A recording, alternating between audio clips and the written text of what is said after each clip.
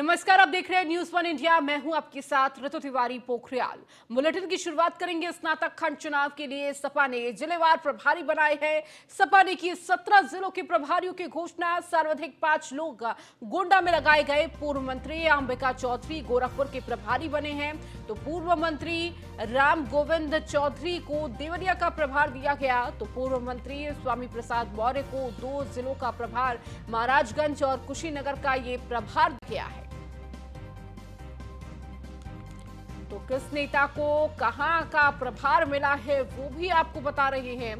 गोरखपुर में अंबिका चौधरी को प्रभार दिया गया, तो देवरिया राम गोविंद चौधरी इसकी जिम्मेदारी संभालेंगे। तो महाराजगंज स्वामी प्रसाद मौर्य और राजेश यादव, कुशीनगर स्वामी प्रसाद मौर्य और फैजाबाद के लालजी वर्मा, अंबेडकर नगर का प्रभार राममूर्ति वर्मा को, अमेठी भगेलू राम बस्ती का प्रभार राम प्रसाद चौधरी को, संत कबीर नगर का प्रभार त्रिभुवन दत्त और संतोष यादव सैनी को, सिद्धार्थनगर का प्रभार माता प्रसाद पांडे और राजेंद्र चौधरी और लक्ष्मीकांत निषाद को दिया गया। तो वहीं बलरामपुर का प्रभार डॉक्टर एसपी यादव को दिया गया। श्रावस्ती का प्रभार इंद्राणी वर्मा को दिया गया है। तो वहीं बहराइच का प्रभार मुकेश श्रीवास्तव और रमेश गौतम को दिया गया। आजमगढ़ की जिम्मेदारी बलराम यादव और दुर्गा प्रसाद यादव और राम आश्रय विश्वकर्मा को दिया गया है। मऊ का अगर बात की जाए तो चंद्रदेव राम यादव को दिया गया है प्रभार। सुल्तानपुर को मोहम्मद ताहिर और अनूप संडा को प्रभार दिया गया है। तो सपा ने 17 जिलों का प्रभार। और अधिक जानकारी के साथ स्कंदता मिश्रा संवाददाता हमारे साथ जुड़ चुकी हैं। स्कंदता, देखिए सपा ने 17 जिलों के अपने प्रभारियों को घोषित कर दिया गया है। अब देखिए प्रभार के हिसाब से जिलों को अब जिम्मेदारी दी गई है जिलों की। समाजवादी पार्टी के राष्ट्रीय अध्यक्ष अखिलेश यादव ने स्वीकृति दी है। उन्होंने उत्तर प्रदेश के जो विधान परिषद है, खंड स्नातक निर्वाचक है, जिनमें जो क्षेत्र गोरखपुर आता है, फैजाबाद आता है, इन सभी के लिए जो जिलावार हैं उन चुनाव प्रभारी हैं उनको नियुक्त किया गया है, जिनमें तमाम बड़े नाम शामिल है। स्नातक खंड चुनाव के लिए सपा ने तमाम लोगों को प्रभारी बनाया, जिसमें टोटल 17 जिलों हैं जिनमें उन्होंने प्रभारियों की घोषणा की है। जिसमें सबसे ज्यादा अगर बात की जाए प्रभारी जहां पर उन्होंने लगाए गए हैं तो वहां 5 व्यक्ति हैं और गोंडा शहर है। गोंडा में उन्होंने 5 प्रभारियों की नियुक्ति की है। इसके अलावा जो पूर्व मंत्री अंबिका चौधरी हैं उनको गोरखपुर का कार्य प्रभारी बनाया गया है, उनको वहां का प्रभार सौंपा गया है। इसके अलावा जो पूर्व मंत्री राम गोविंद चौधरी जी हैं उनको देवरिया का प्रभार सौंपा गया है। इसके अलावा पूर्व मंत्री स्वामी प्रसाद मौर्य हैं, उनको 2 जिलों का प्रभार दिया गया, जिसमें महाराजगंज है, कुशीनगर है। ये तमाम जिले हैं जिनमें उन्होंने तमाम उनको प्रभार सौंपा है। टोटल 17 जिले हैं, जिसमें से मऊ है। मऊ में चंद्रदेव राम यादव हैं, पूर्व विधायक हैं, उनको सौंपा है। आजमगढ़ में बलराम यादव हैं, पूर्व मंत्री हैं, उनको प्रभार सौंपा है। इसमें तमाम बड़े बड़े नाम शामिल है जिनको उन्होंने चुनाव प्रभारी बनाया। और लगातार जो समाजवादी पार्टी है वो एक्टिव नजर आ रही है आने वाले चुनाव को लेकर। इसके अलावा अपनी तमाम लड़ाइयां लड़ रही है, चाहे वो ओबीसी आरक्षण को लेकर हो या जाति जनगणना को लेकर हो। समाजवादी पार्टी के जो राष्ट्रीय अध्यक्ष है वो लगातार इन तमाम मुद्दों को उठा रहे हैं और चुनाव को लेकर भी लगातार तैयारियां कर रहे हैं। ठीक है, बहुत शुक्रिया स्कंदता इन तमाम जानकारियों को देने के लिए। वसुधैव कुटुंबकम के ध्येय वाक्य के साथ भारत इस साल की G20 देशों की अगुवाई कर रहा है। दुनिया के दिग्गज राष्ट्रों से आने वाले अतिथियों के स्वागत के लिए यूपी में तैयारियों को अंतिम रूप दिया जा रहा है। मुख्यमंत्री योगी आदित्यनाथ ने अधिकारियों को स्पष्ट निर्देश दिया है कि इनके आतिथ्य में कहीं कोई कमी नहीं होनी चाहिए। मुख्यमंत्री योगी आदित्यनाथ ने अधिकारियों को दिए निर्देश में कहा कि उत्तर प्रदेश में G20 सम्मेलन हमारे पास बड़े अवसर के रूप में आया है।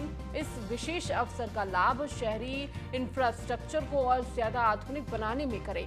तो सम्मेलन वाले शहरों में यातायात व्यवस्थाओं और अधिक सुदृढ़ बनाया जाए। विदेशों से आने वाले अतिथि उत्तर प्रदेश से सुखद और यादगार अनुभव लेकर जाएं। इसके लिए सभी जरूरी आयोजनों और सांस्कृतिक कार्यक्रमों की पूरी रूपरेखा तैयार करते हुए तैयारियों को अंतिम रूप देने का कार्य जल्द करें।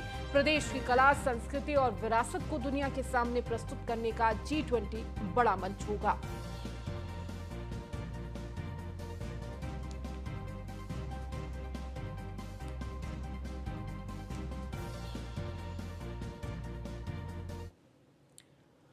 उन्नाव में अमर शहीद चंद्रशेखर आजाद की 117वीं जयंती पर 3 दिवसीय बदरका मेला चल रहा है। डिप्टी सीएम ब्रजेश पाठक बदरका पहुंचे, जहां उनका जोरदार स्वागत किया गया। 81 किलो का माला पहना कर डिप्टी सीएम को स्वागत किया गया। डिप्टी सीएम को चंद्रशेखर आजाद की प्रतिमा पर माल्यार्पण किया। कार्यक्रम के दौरान हिंदू जागरण मंच ने डिप्टी सीएम ब्रजेश पाठक को चंद्रशेखर आजाद जी की प्रतिमा चिन्ह भेंट किया गया। इस मौके पर डिप्टी सीएम ब्रजेश पाठक ने कहा कि अमर शहीद ने उन्नाव जनपद का नाम पूरी दुनिया में रोशन किया है। उन्होंने कहा कि युवा वर्ग को आजाद के जीवन से देश के प्रति सर्वोच्च समर्पण की प्रेरणा लेनी चाहिए।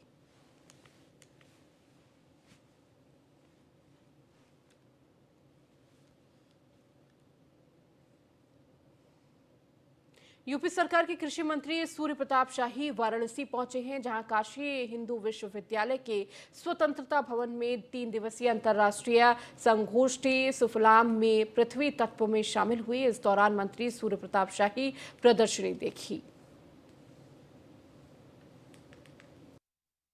पंच तत्वों में पृथ्वी का एक अपना महत्व है और भूमि तत्व के ऊपर ये सुफलाम अंतर्राष्ट्रीय गोष्ठी का आयोजन हुआ है, जिसके माध्यम से पृथ्वी संरचना का जो मौलिक स्वरूप है उस स्वरूप को हम संरक्षित करते हुए और पृथ्वी से जो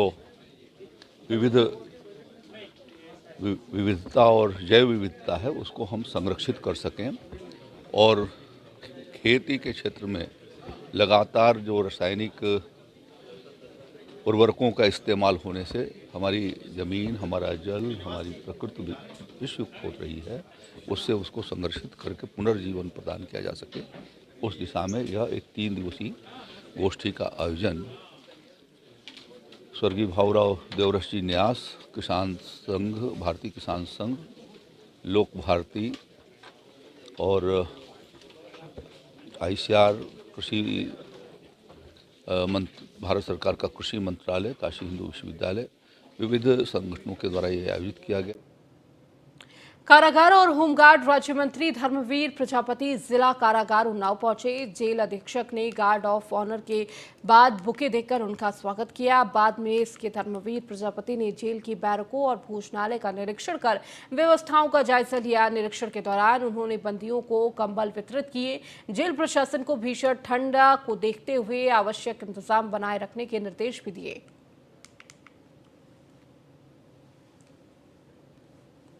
तो जेल में कैदियों को 500 कंबल बांटे गए। तो जिला जेल में पहुंचे कारागार मंत्री धर्मवीर प्रजापति, जहां पर भोजनालय का भी निरीक्षण किया, बैरकों का भी निरीक्षण किया, किस तरह से व्यवस्थाएं दुरुस्त हैं कि नहीं इसका भी जायजा लिया। वहीं कैदियों को भी कंबल बांटे और ठंड को देखते हुए तमाम दुरुस्त इंतजाम करने के निर्देश भी दिए।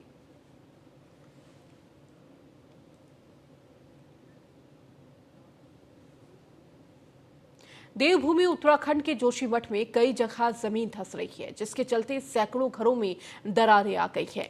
साथ ही मंजर ऐसे होते जा रहे हैं कि घर के घर कभी भी भरभरा के गिर सकते हैं। जोशीमठ के लोग इन दरारों से बुरी तरह से सहमे हुए हैं। तो वहीं सीएम पुष्कर सिंह धामी ने भी जोशीमठ जाकर जमीनी तौर पर हकीकत को देखा। आपको रिपोर्ट दिखाते हैं। दरार, दर्द और दहशत। जोशीमठ में भू धंसाव,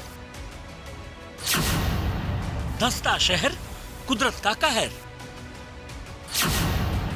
कुदरत का कहर, कैसे बचेगा शहर? दरकती जमीन, सहमती जिंदगी। आपदा पुरानी, आज भी वही कहानी।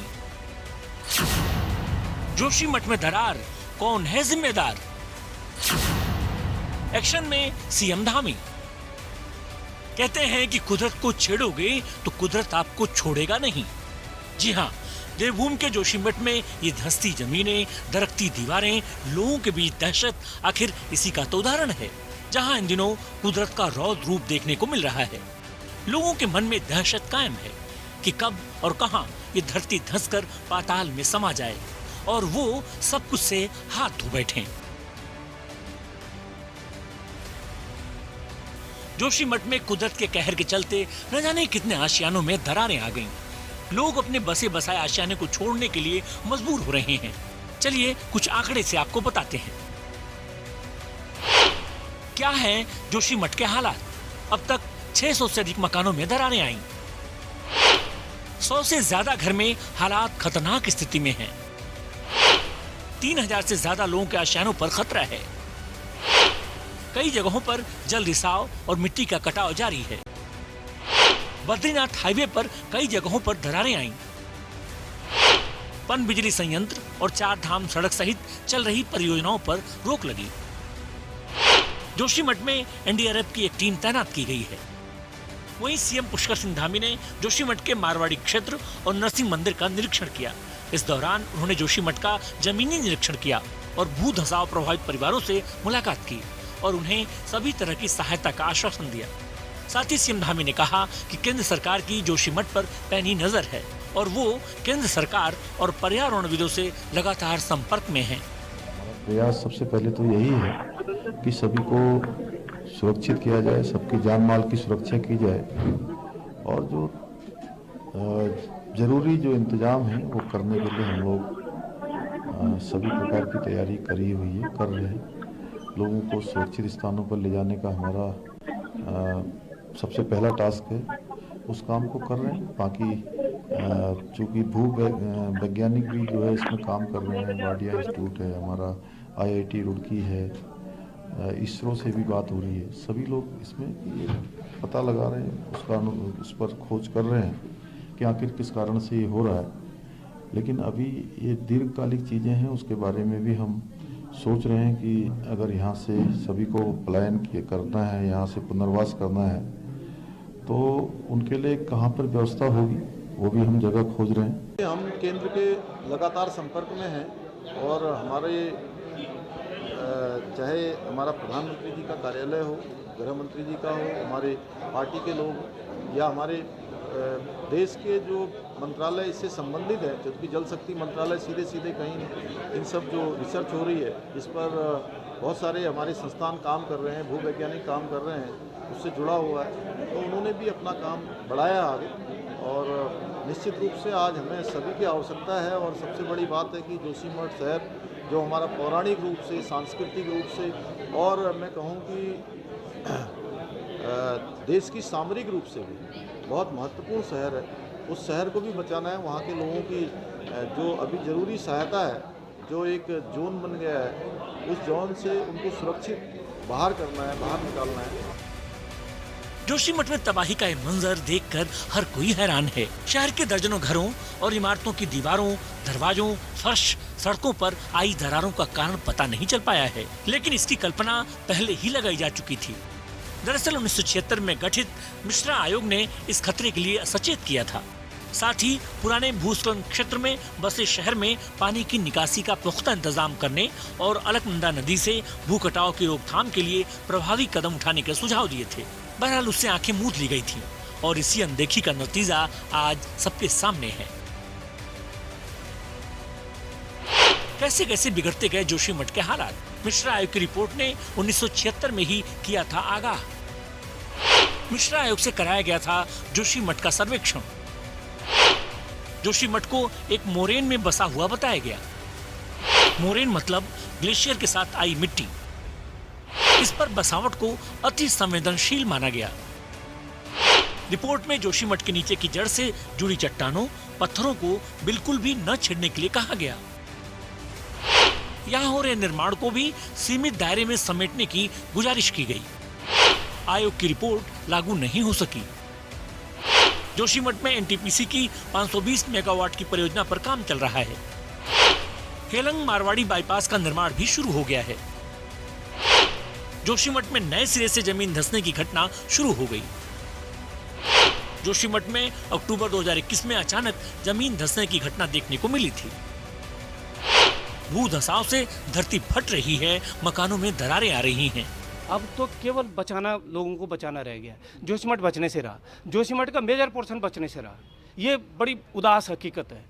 अब सवाल ये उठता है कि जो वहाँ के लोग हैं उनको तत्काल इवैक्यूएट करके उनको बड़े पैमाने पर उनको रेस्क्यू करके उनको अन्यत्र बसाया जाए, वहाँ से उनको इवैक्यूएट किया जाए।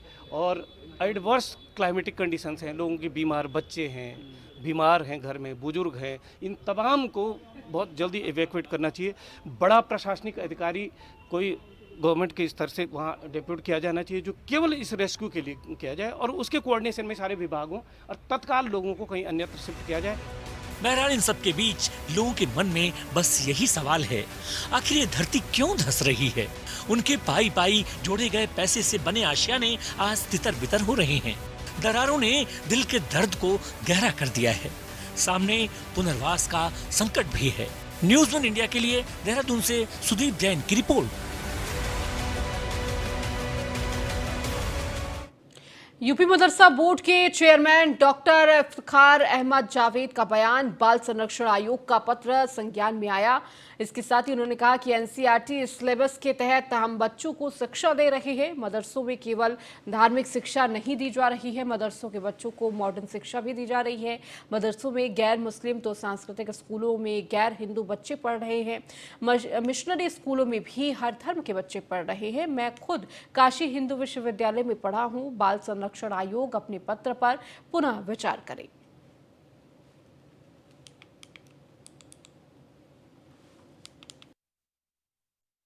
माननीय मुख्यमंत्री जी के नेतृत्व में हम सब मदरसों के अंदर एनसीईआरटी सिलेबस के तहत बच्चों को 1 से 8 तक शिक्षा दे रहे हैं। केवल धार्मिक शिक्षा नहीं दी जा रही है, उनको देश का जो मॉडर्न एजुकेशन है वो दिया जा रहा है। दूसरी बात मैं कहना चाहूँगा कि मदरसे में गैर मुस्लिम बच्चे पढ़ रहे हैं, संस्कृत स्कूलों में गैर हिंदू बच्चे पढ़ रहे हैं। बहुत सारे बच्चे ईसाई मिशनरी स्कूलों में पढ़ रहे हैं जो हर धर्म के होते हैं। मैं खुद काशी हिंदू विश्वविद्यालय से पढ़ा हूँ। तो राष्ट्रीय बाल संरक्षण आयोग की अध्यक्षा से मैं निवेदन करूँगा कि वो एक बार पुनः विचार करें और इस तरह के पत्र से एक समाज में अजीब सी सोच पैदा होगी और माननीय प्रधानमंत्री जी का मार्गदर्शन, माननीय मुख्यमंत्री जी के नेतृत्व में जो हम सब सबका साथ, सबका विकास, सबका विश्वास की भावना से काम कर रहे हैं। माननीय मुख्यमंत्री बरेली में दरगाह आला हजरत से जुड़ी संगठन ऑल इंडिया मुस्लिम जमानत के राष्ट्रीय अध्यक्ष मौलाना शहाबुद्दीन रिजवी बरेलवी ने बाल संरक्षण आयोग के नोटिस पर प्रतिक्रिया दी है। उन्होंने कहा कि किसी भी मदरसे में गैर मुस्लिम बच्चे नहीं पढ़ते हैं। पूरे भारत में संचालित मदरसों में कुरान और हदीस की तालीम दी जाती है। मैं दावे से ये कह रहा हूँ कि पूरे भारत में किसी भी मदरसे में कोई गैर मुस्लिम बच्चा तालीम हासिल करने के लिए दाखिल नहीं लेता है। मौलाना ने कहा कि बाल संरक्षण आयोग के जिम्मेदार की ओर से दिया गया नोटिस या आदेश सरासर निराधार और हकीकत के खिलाफ है। उनको अपने फैसले पर पुनर्विचार करना चाहिए।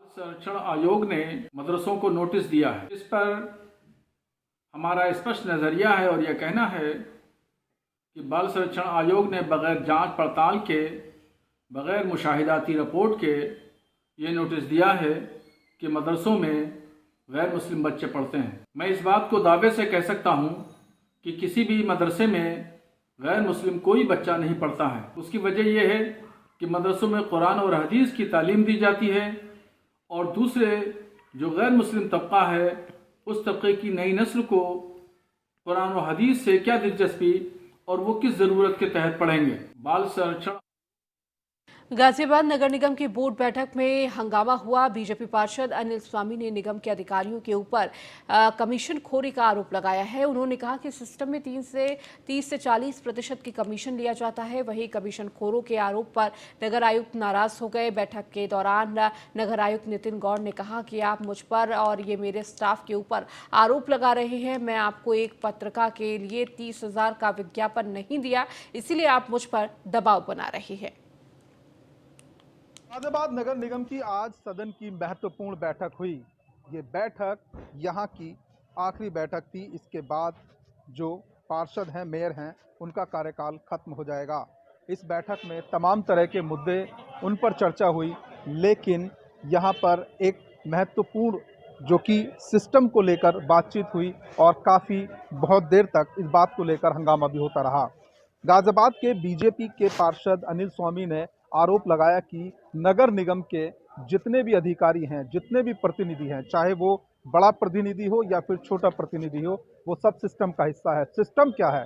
सिस्टम एक ऐसी प्रक्रिया है जिससे सब आदमी जो है, कर्मचारी हो, प्रतिनिधि हो, वो जुड़े हुए हैं और एक फिक्स परसेंटेज यानी कि एक फिक्स परसेंटेज पैसा अधिकारियों और जो प्रतिनिधि हैं उनकी जेब में पहुंचता है, जो कि 30 से 40% है। इन सभी बातों को लेकर काफ़ी हंगामा रहा। नगर आयुक्त के ऊपर भी अनिल स्वामी ने आरोप लगाए और इन आरोपों का जवाब देते हुए नगर आयुक्त ने कहा कि पार्षद ने मुझसे एक 30,000 रुपये का विज्ञापन देने की बात कही थी, मुझ पर दबाव डाला था। जब मैंने वो बात नहीं मानी, इस कारण जो पार्षद हैं वो इस तरह की बातें कर रहे हैं और इस तरह की चीज़ें कर रहे हैं। लेकिन महत्वपूर्ण बात यह है कि आज योजना खत्म होने को आ रही है 5 साल की, और 5 साल के इस पीरियड के दौरान इन पार्षद महाशय को ये पता चला है कि निगम में भ्रष्टाचार है और सिस्टम का बोलबाला है। Yadram Bharti, news 1 India, Ghaziabad. गाजियाबाद में निकाय चुनाव के लिए ओबीसी आरक्षण को लेकर जमीनी स्तर पर रैपिड सर्वे की तैयारियां शुरू हो गई है। आयोग के सदस्य चौप सिंह वर्मा ने गाजियाबाद में पहली बैठक की, जिसमें गाजियाबाद के अलावा गौतम बुद्ध नगर, हापुड़, बागपत और बुलंदशहर के एडीएम और नगर निकाय के अधिकारी भी शामिल हुए। बैठक में 1994 से लेकर अब तक नगर निकाय चुनावों में ओबीसी आरक्षण वाले वार्डों की सूची और अनारक्षित सीटों पर ओबीसी उम्मीदवारों की जीत के आंकड़े मांगे गए हैं। सभी आंकड़ों का परीक्षण कर जल्द ही रिपोर्ट सौंपी जाएगी। आयोग का लिमिटेड स्कोप है।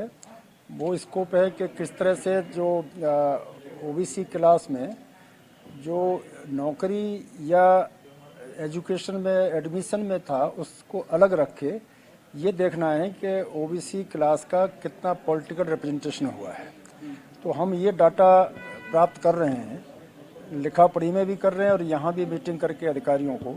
तो हमने डीएसटीओ बुलाए जिससे कि उनके पास कुछ मटेरियल हो जनगणना संबंधी या कोई सर्वे हुए हों ग्रामीण क्षेत्र शहरी क्षेत्रों में, और निकायवार हमको ये सूचनाएं चाहिए कि अमुक निकाय में कितने ओबीसी कम से कम 3 इलेक्शन के जो पिछले इलेक्शन के हैं कितने निर्वाचित हुए हैं और कितने जनरल सीटों पे ओबीसी हुए हैं। क्योंकि इनके एम्पावरमेंट की बात है, पॉलिटिकल रिप्रेजेंटेशन की बात है, तो हम पे ये डाटा जरूरी था जिसको हम एकत्रित कर रहे हैं। चलिए, इस बुलेटिन में फिलहाल इतना ही। बने रहिए न्यूज़ 1 इंडिया के साथ।